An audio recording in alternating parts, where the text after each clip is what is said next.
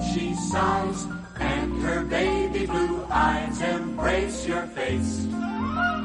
Lives, all lives, what the lady wants is your closet space. Bachelor in paradise, be careful.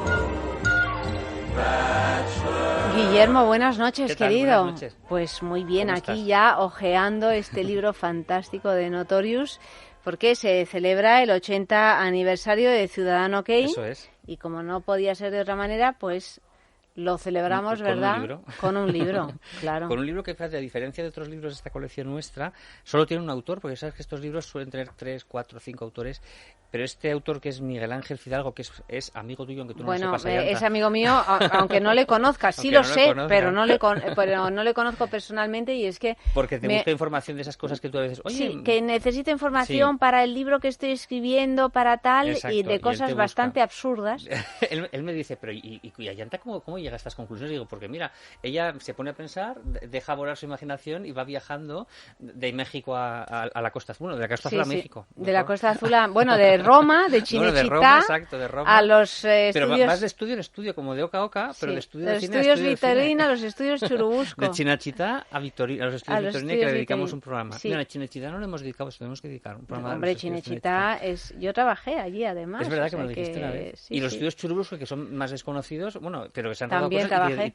y tenemos que dedicarle otro programa, porque sí que tiene cosas muy importantes esos estudios. Claro, En aparte México, hay que decir. los estudios, bueno, por lo menos a mí me producen una fascinación tremenda. Yo es que nunca he estado en ninguno. Los tengo que ir. estudios. A ver si voy a Hollywood. Estuve en Hollywood, pero no visité ninguno. Es que es como Así un gran que- teatro, ¿no? Con todos esos Claro. decorados, Pues esos imagínate cómo trozos serían de... los 25 kilómetros de decorados que tenía la Metro Goldwyn Mayer, que Pues tiraron. claro, 25 kilómetros. claro, es que es impresionante. Y 25 son como kilómetros. ciudades de Sí, sí. cartón piedra. Sí, sí, sí. Donde Bueno, un poco vas el- por el- detrás y ves que los Claro. cosas de hierro que Un los poquito el sostienen, pueblo ¿no? español este ahí en Barcelona, que es tan bonito, en Montjuïc. Pues sí, eso, claro. es un poco eso, claro. Y me gusta Bueno, el pueblo mucho. español está muy bien, no tiene, la parte de atrás no es decorado, está muy bien construido, pero Sí. bueno, como estas cosas se hacen en Las Vegas, que te reproducen Venecia, Por ¿tú ejemplo. estás en Las Vegas, por ejemplo? En Las Vegas no he estado. Pues No he está estado. ese casino. Sí, Yo estuve sí, una sí, vez, sí. que sabes que tiene las góndolas y la Torre Eiffel y por otro lado y tal. Bueno, a mí Así todo que- lo que navega entre la ficción y la ficción...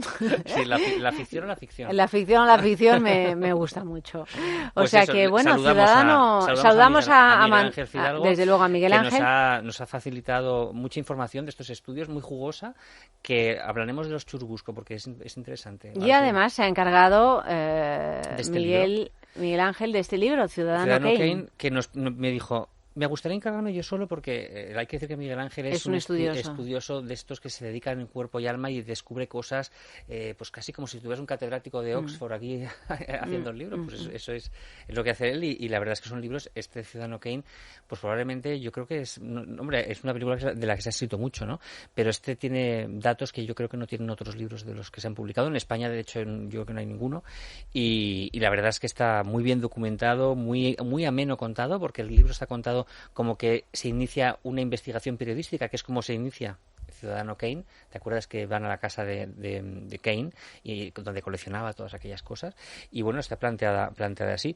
Fíjate, Ciudadano Kane, Ayanta, siempre ha estado considerada la número 1 de las primeras en las listas de las mejores películas de la historia del cine, junto al acorazado Potemkin, junto a todas estas películas que siempre han estado ahí. Ciudadano Kane ha sido considerada tradicionalmente como la mejor película de la historia del cine, por todas estas virtudes que tiene. Fíjate que y estos hallazgos, ¿no? Tiene unos hallazgos narrativos increíbles para la época, incluso hoy sorprenden, hallazgos visuales y el alarde interpretativo que hace Orson Welles, este genio, que la roda con 25 años, fíjate, parece increíble, un crío prácticamente. Con 25 años y luego además tiene un periplo personal y profesional muy errático, muy complejo, a pesar bueno, y se la de juega tener... con esta película, ¿eh? Claro, Porque a pesar de tener un éxito... Sí. Bueno, tuvo un éxito. En la época no fue... No, o sea, no fue un éxito. Fue un éxito, sí que es verdad, un éxito artístico, que es a lo que tú te refieres, un éxito lo que estamos diciendo. Pero no de público. Pero no de público, y fue boicoteado por William Randolph Hearst, que es como tener a la hidra de las 7 cabezas en tu contra. Entonces, ahora vamos a verlo, y cayó en desgracia no por el fracaso o no fracaso de la película, sino porque este señor dijo, a este me lo cargo, y se lo cargó.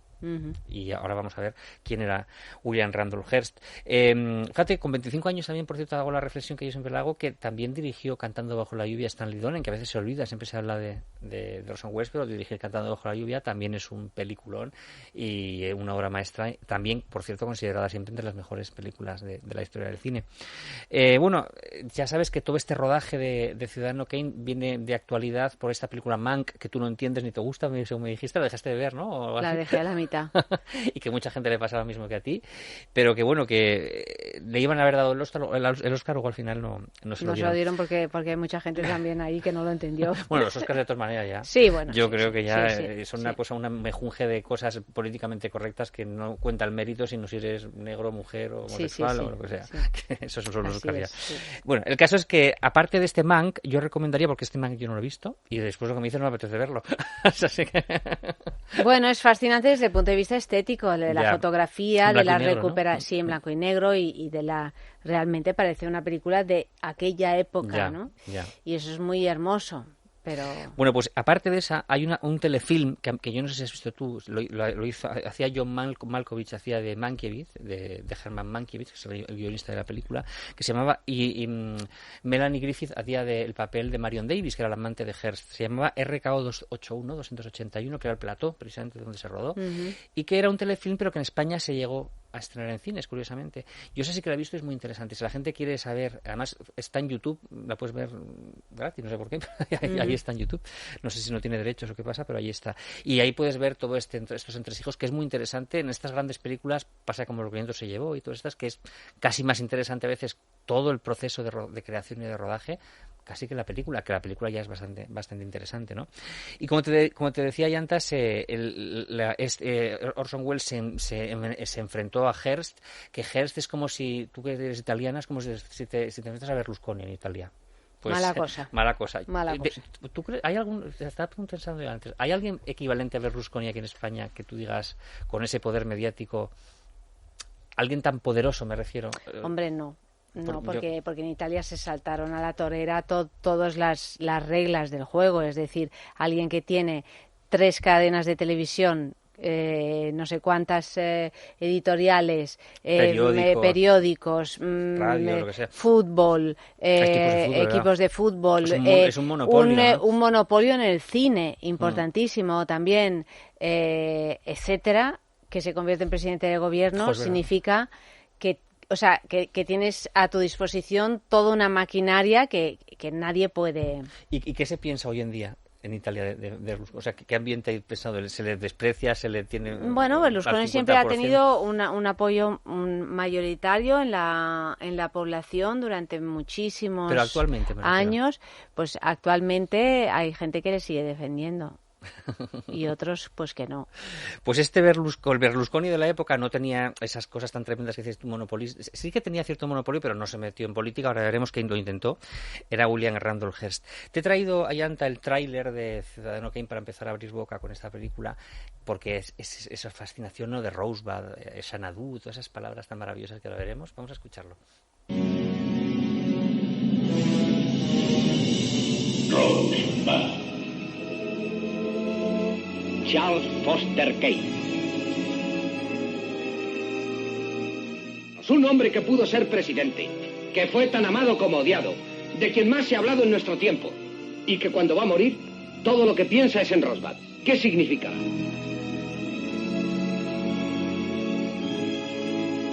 Los directores de la biblioteca Thatcher me encargan que vuelva a recordarle las condiciones bajo las cuales se le autoriza examinar las memorias inéditas del señor Thatcher. La recuerdo. Se hará exactamente lo que le he dicho al señor Thatcher. Me divierte trabajar para que la gente decente de esta comarca no resulte robada por una pandilla de piratas. No sabes lo que dices. Contra los que no tienen quien los defienda. Habíamos pensado que si averiguásemos lo que quiso decir con sus últimas palabras al morir. De ahora en adelante vivirás con el señor Thatcher. Vas a ser muy rico. Solo una cosa me llama la atención, el New York Inquirer. ¡Tienes que quererme! Qué maravilla de voces, qué maravilla de música, de ambiente y que te transporta, ¿verdad? Todo la última vez que he visto escenas. Ciudadano Kane ha sido en Viena. Que hay ¿En qué idioma? ¿En esa versión original? En versión original, que hay una película, un cine que pone todos los días Ciudadano Kane. ¿Todos los días? Todos los días, desde hace no sé, desde que se estrenó, una cosa así. Sí. Y entonces es como una sala pequeñita y es tradicional. ¿Iba gente allí? ¿Se suele ir gente? ¿O sea, vacío? Fui. Sí. Yo estaba había gente, me refiero. Sí, claro que había gente. Es que ya lo cuentan en las guías. Ya. Entonces tienes la ocasión de verte Ciudadano Kane en una pantalla grande. En una pantalla... A ver, es un bueno, bien, pero que en una pantalla... Es una minisala, pero vamos, en una pantalla grande, y acompañado, que verlo acompañado... Que sí. Y fue una experiencia muy bonita. Nos fuimos enseguida. O sea, es una atracción, y está escrito ¿no? fuera así como en antiguo, Ciudadano Kane. Qué bueno. Pues bueno, este Ciudadano Kane, que si lo has visto además relativamente hace poco, te habrá venido a la mente toda esta escena del niño, el trineo, la cantante y todas estas cosas. Fíjate, te decía yo antes, Ayanta, que incluso han quedado palabras míticas, ¿no? Rosebud, por ejemplo, Rosebud. ¿Qué es Rosebud? Yo no sé si tú sabes que Rosebud, que era una de las cosas que más indignó a Hearst, era como Hearst llamaba al órgano sexual de su amante Marion Davies. Diría mi Rose. Sí, bueno, ya los apodos cariñosos. Es como capullo o algo así debe ser en capullito. Inglés, capullito o algo así. Y claro, cuando él escuchó esto, dijo, pero ¿quién ha sabido esto? ¿Cómo este señor ha llegado a conocer esto? Y claro, montón color con todo lo demás, pero cuando ya esto era ya se volvió loco. Tremendo, porque hay que decir que este Kane era Hearst, ¿no? Estaba basado en su vida. Xanadu, otra palabra, que Xanadu es la casa de Hearst, esta casa, ¿te acuerdas? Llena de estatuas, de figuras, porque este señor era como una especie de síndrome de Diógenes millonario, ¿no? Es decir, yo creo que una cosa es coleccionar arte y otra cosa es amogollonar o atesorar es decir, tenerlo sin casi ni mirarlo. Eso es casi como una especie de desprecio, ¿no? Es decir, tienes obras maravillosas en un sótano ahí que ni las abres, las has traído de España o de Italia y ni las has desembalado siquiera, ahí todas juntas. Esta locura, ¿no? De que es este William Randolph Hearst, que era verdad. Hay trozos de película tipo Nodo que se meten en San Simeón, que no era Xanadu, la real se llama San Simeón, y era así, tenía hasta un zoo dentro, o sea, era una cosa como increíble, ¿no? Esto de Hearst. Y fíjate, Xanadu, que es un centro comercial de Madrid, como sabes, es lo que la gente lo reconocerá por eso.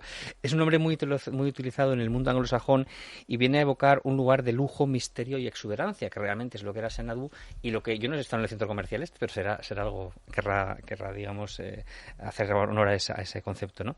Fíjate, Orson Welles era un niño prodigio, ya con 10 años ya hay notas en periódicos locales que decían este niño que compone canciones, música, que hace poesía, que incluso escribía teatro con 10 años, ya se hacían eco de él con los 10 años en los periódicos locales de donde él vivía. Con el tiempo empezó por el teatro, empezó a hacer óperas de teatro muy innovadoras, muy arriesgadas. Con esta compañía se especializó sobre todo en William Shakespeare, que es lo que él más le gustaba hacer, y se llamaba Mercury Theatre, que te sonará de hecho su productora luego fue Mercury Films, ¿no? Era con lo que él quería hacer las películas. Y tenía un equipo fijo durante los años 30 que luego parte de él lo llevaría al cine, como Joseph Cotten, como Agnes Moorehead, fíjate, esta mujer que luego había incluso embrujada, ¿te acuerdas? La serie de televisión, que hizo tantos grandes papeles, que debuta en el cine con Ciudadano Kane, como Joseph Cotten, y que luego se convertirían uno en una estrella de cine, un galán, y la otra en una actriz secundaria bastante importante.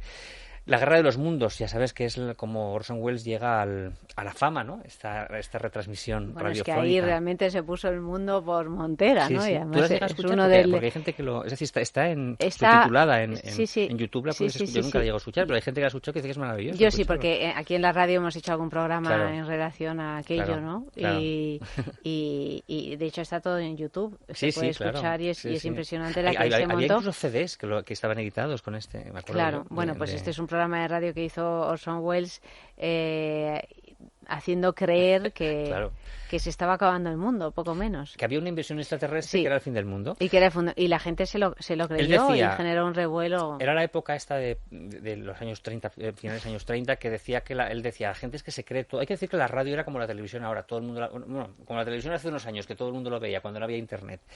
Y decía, la gente se cree todo lo que dicen en la radio. Voy a demostrar que la gente se cree todo lo que dicen en la radio. Y efectivamente fue así. Pero vamos, desde luego hizo gala de un gran guión, pero de una gran interpretación. Sí, claro. Realmente, sí. Él dice, los que intentaron hacerlo en otros países acabaron en la cárcel. Yo conseguí un contrato en Hollywood. Decía él. Hace unos años lo intentó hacerlo. ¿Cómo se llama este periodista español que lo hizo con lo del 23F? que tiene un programa en La Sexta, no recuerdo, el que ha entrevistado a Miguel Bosé hace poco, ¿cómo se llama? Évole. Sí. Évole lo hizo con el 23F, por ejemplo, Garci fue uno de los que se prestó había una conspiración, no recuerdo de qué iba la cosa, pero lo hizo, no le salió tan bien, pero lo hizo. Pero sí que es verdad que, como decía Orson Welles, Évole no acabó en la cárcel, como dice que todos los demás acabaron en la cárcel. Fue el comienzo de las fake news de ahora, sí, digamos. Sí, efectivamente, ahora sería algo normal. Porque ahora también la gente se cree cualquier cosa, todo hay que decirlo, y en esta última época lo hemos visto. Y siempre también, se lo va a ¿no? creer, o sea, esa es tu idea, se lo creyó, se lo cree y se lo creerá. O nos lo creeremos, ¿no? Que entre todos. Sí que es verdad, como él decía, que consiguió un contrato en Hollywood y se convirtió en ese niño mimado que venía de la radio, que todos los estudios querían. ¿Y dónde recayó? Pues en la RKO. La RKO, que era un estudio muy peculiar, era el estudio que había hecho King Kong, las películas de Fred Astaire y Ginger Rogers, era experto en cine negro, acogió Orson Welles, le contrató para 3 películas, en la cual se le iba a dar una libertad creativa inaudita hasta entonces, es decir, todos los demás directores le tenían una envidia, decían, pero bueno, este niñato que viene ahora con 25 años y puede hacer lo que quiere, le van a dejar hacer lo que él quiera sin ningún tipo de problema, eso sí, con un presupuesto más reducido, por si acaso se le iba a la cabeza, que otras producciones de la época, pero con un control prácticamente absoluto. Fíjate, era actor, director, guionista y productor, lo dijeron, ese es el contrato que firmó con RKO. Había gente que decía, a ver, esto es un niño prodigio, un niñato que viene aquí a tocarnos las narices, o a ver si va a ser un bluff, ¿no? Mira, vamos a escuchar a Orson Welles, que nos cuenta cómo esas envidias él las percibió cuando llegó a Hollywood. Sí, había un gran resentimiento por parte de... Desde luego. Hoy en día todas las estrellas han dirigido una película. Incluso las estrellas de televisión dirigen alguno de sus episodios. Es perfectamente normal que los actores se dirijan a sí mismos. Sin embargo, nadie lo había hecho desde von Stroheim y resultaba inaudito. Aparte de que yo también era el autor y el productor. Bueno, los productores eran los que más me odiaban, porque yo conocía a todos los entresijos y entonces, ¿para qué se necesitaba un productor? Bueno, pues esto es lo que esa envidia que él percibió cuando llegó a Hollywood de toda esta gente, pues que decía, oye, este niñato ha venido aquí y le dan más privilegios que a nosotros nunca nos habían. Bueno, y es que en general también siguió generando envidias a lo largo de toda su vida, ¿no? Fue algo que le persiguió. Sí, de hecho, gran parte de esa mala suerte, entre comillas, es parte de esto, es causa de esto, ¿no? Es consecuencia de esto, quiero decir.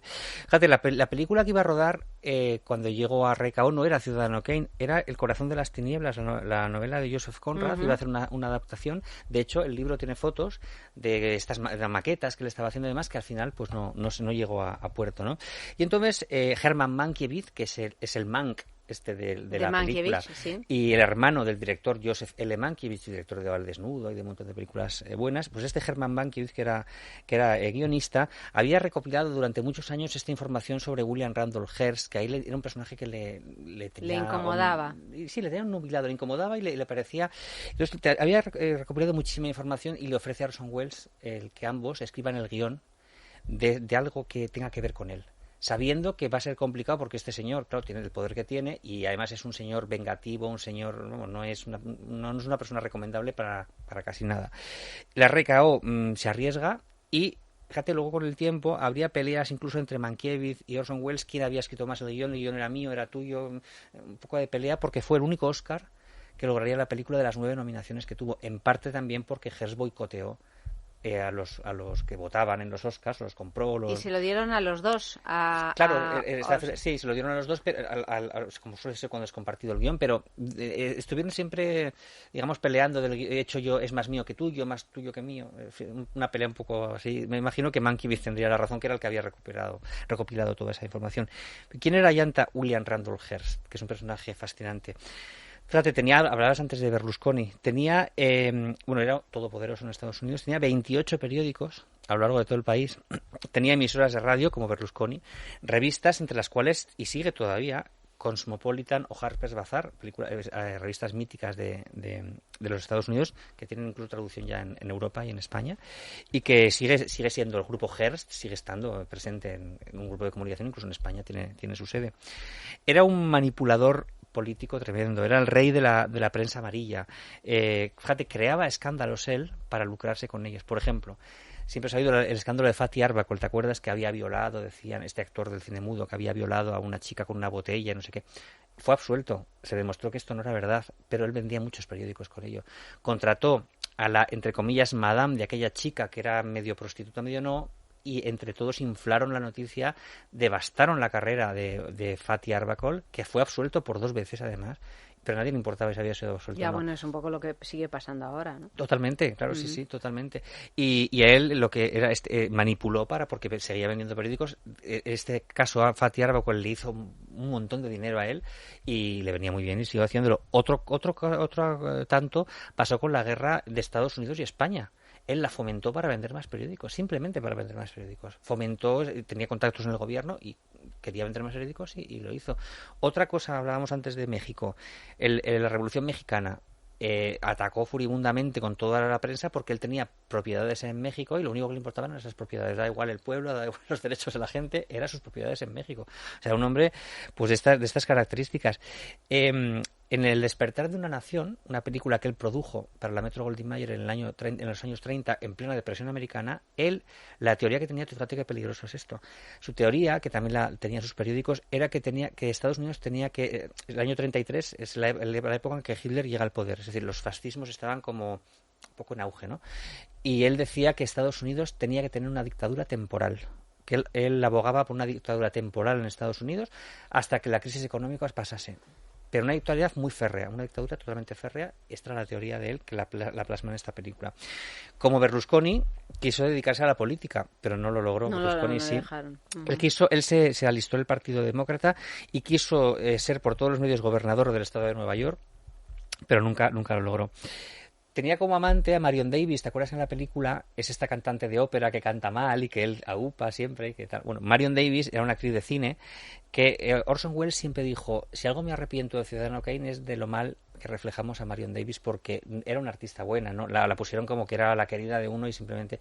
Y Marion Davies sí que es verdad que, aunque Orson Welles dijera eso y aunque era un artista bueno, que estaba bien, una actriz buena, sí que es verdad que nunca contó con el favor del público.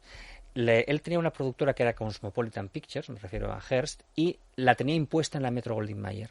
La Metro-Goldwyn-Mayer, que no era una artista rentable, porque no era una actriz que cayese bien, no era simpática a la gente, la mantenía allí porque, claro, la contraprestación de mantener a Marion Davies y las películas de Marion Davies en Metro-Goldwyn-Mayer y tratarla como una gran estrella, agasajada, como si fuera Greta Garbo y demás, pues, claro, tenía todo el favor de la prensa de Hearst. Las películas de la Metro eran tratadas siempre en todos esos 24 periódicos, las emisoras, todo, les ponía maravillosamente bien y les compensaba la Metro-Goldwyn-Mayer. Y esto es lo que hicieron con Marion Davies, que era la poseedora de aquel Rosebud, ¿no? Que decíamos al principio, que era el órgano sexual de ella, que bueno, pues que tan loco volvía a Hearst y que nunca se casó, además no sé por qué, nunca se casó con Hearst, fue su amante, nunca se casaron. No querría dejar herencias. Pues a lo mejor, fíjate, al final. Esto fue peligroso hasta tal punto que el propio Orson Welles reconocía que Hearst le hizo la vida imposible en cuanto se estrenó, intentó por todos los medios que la película no se estrenase, al final no sé ni cómo, la RKO fue tan valiente que la estrenó, y cuando se estrenó hizo cosas ya sucias, incluso de gángster. Fíjate que Orson Welles recuerda, por ejemplo, que estando creo que en Texas, un estado de estos, le avisó un policía de que no fuera al hotel porque había metido una menor desnuda en su cama y que había periodistas esperando para fotografiar la entrada de él y armar un escándalo tremendo, y él no fue al hotel esa noche. Pero trampas de estas Desde luego este hombre también tuvo la mala suerte de que ha sido pues una película, porque podría haber sido una película que pasara desapercibida en la historia y sin embargo sí, claro, estamos hablando a día de hoy. Es de verdad, ella. al final todo el mundo sabe el Rosebud. Sí. Tienes razón, al final todo lo que... Sí, porque podías haber dicho, mira, una película que se ha olvidado todo el mundo. Sí, una más que como la mayoría. Pero sí, la historia le ha tratado. La película, como sabes, Ayanta, es planteada como una investigación periodística de un señor, un potentado millonario que muere en la más absoluta soledad después de haber tenido una vida, bueno, que es a todas luces, llaman Kane, pero es a todas luces Hearst, y que al morir dice Rosebud y muere. Con aquella bolita, ¿te acuerdas? Sí. Yo tengo una bolita que es de Rosebud. Una bolita con la casita, de estas bolitas que se agitan y dan nieve, o la de cristal.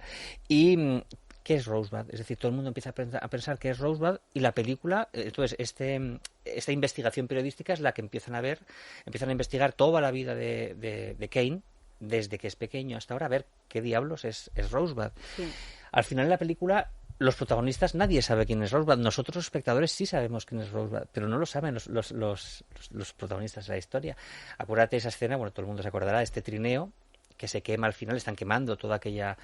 porque hay tanta cosa allí que ha muerto y hay que quemar estatuas, hay que quemar cuadros, porque es que no hay quien aguante todo ese mogollón de cosas.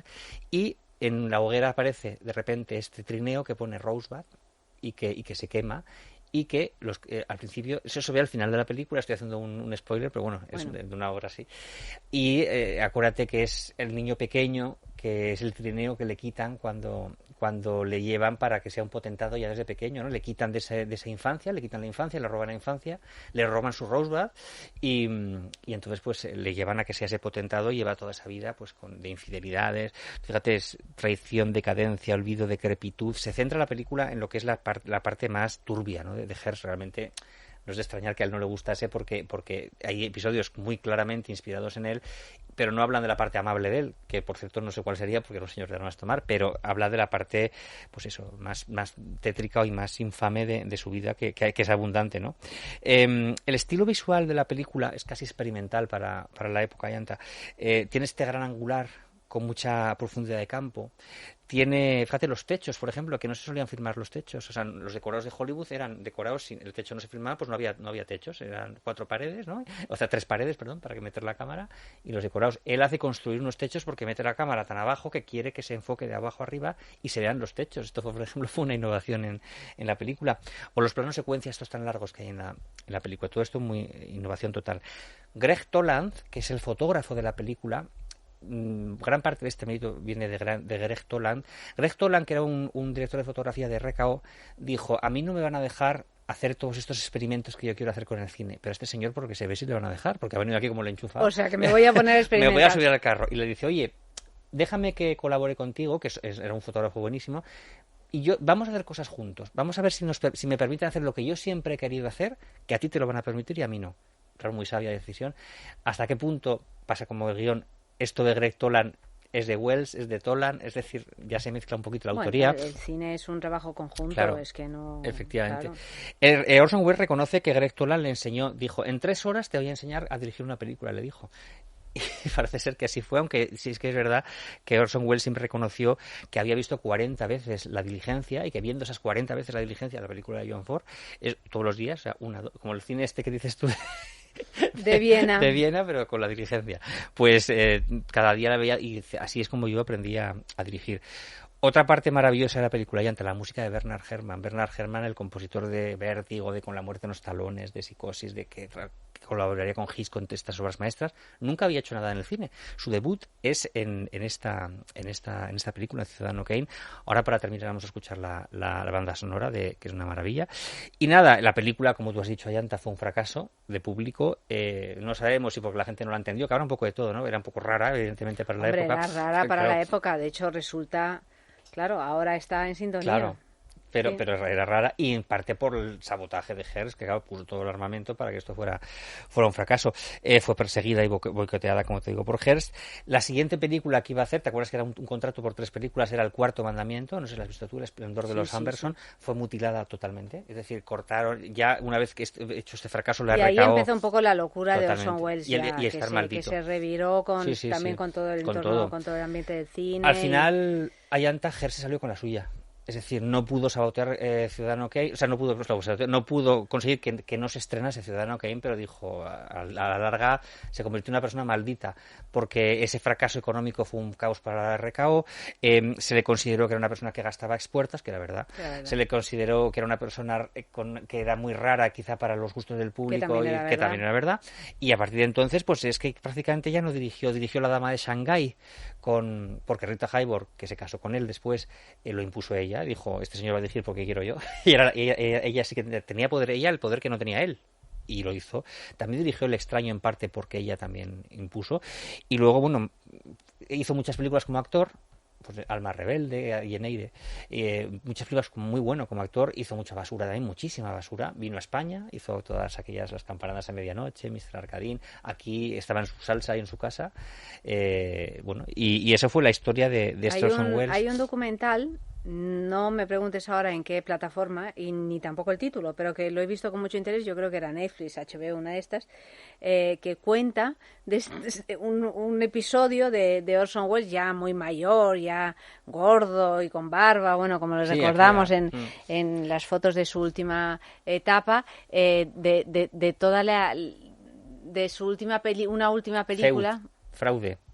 Sí, está considerado una obra maestra. Es verdad, ese documental yo no lo he visto, pero tiene fama ese documental. Es muy interesante porque además estuvo años y años rodando cosas, persiguiendo rodar esta película que tal, y en este documental se entrevistan pues al que era el director de foto, que era todo un equipo... Sobre el mundo del arte, ¿verdad? Sobre las falsificaciones de cuadros. Un equipo bastante disparatado, la verdad. Pues está considerada una obra maestra esa película. Pues es un documental muy interesante, porque además vemos a Orson Welles en esa última etapa en la que con ya su está. última mujer, que no recuerdo el nombre ahora, una chica más joven que no recuerdo. Que también participó, que era una pseudoactriz bellísima. Sí, morena, ¿no? Así como, sí, y sale también... Bueno, Houston, que estaba trabajando como actor, es decir, que iba reclutando a gente sin un guión, todo muy, al albur del genio de Orson Welles. Pero, en fin, es un documental que da la medida también del disparate y de las razones por las que nadie quería producirle nada. Esas maravillosas... Aparte del alcoholismo y todo esto, ¿no? Bueno, como casi todos estos genios, ¿no? Hay que también decir todas estas maravillosas adaptaciones de Shakespeare que hace para el cine. Otelo, Macbeth, que es una maravilla. Todo esto, Sed de Mal, que es otra de las grandes películas. Hay gente que considera que es mejor Sed de Mal que... Sí, ahí entramos ya en las preferencias subjetivas, ¿no? Pero bueno, son todas muy buenas. El Tercer Hombre, que no está dirigida por él, pero que en Viena es precisamente. No, pero es que entonces, claro, lo que te contaba de Ciudadano Kane no es es el Tercer Hombre. Claro, es que ahora me acordaba. Es el Tercer Hombre porque está la Noria allí. Está rodada en Viena porque está la Noria y tal y cual. Y de hecho, después del cine, nos fuimos a subirnos a la Noria. Claro, o sea, es más lógico que sea así. Claro, ahora me acuerdo. Hicimos todo un recorrido por la Viena. No está firmada por él, o sea, es protagonizada, pero está firmada por Carol Reed, aunque ya sabes que estas películas que no la dejaban firmar era como un poco la lista negra, pero se ven muchos detalles de él. Muchos detalles. Pues para terminar, Ayanta, te traigo esta banda sonora de Bernard Herrmann, que fíjate, a mí me hace mucha gracia, no sé si tú lo verías cuando eras pequeña, no sé si estabas en España, cuando yo era pequeño ponían dibujos animados en la 1, en la televisión española, ponían esta música para los niños, ponía dibujos animados, ponía esta música de fondo, así que me trae muchos recuerdos. Pues la escuchamos, Guillermo, muchísimas gracias y enhorabuena por Ciudadano Kane, el libro del 80 aniversario en Notorious.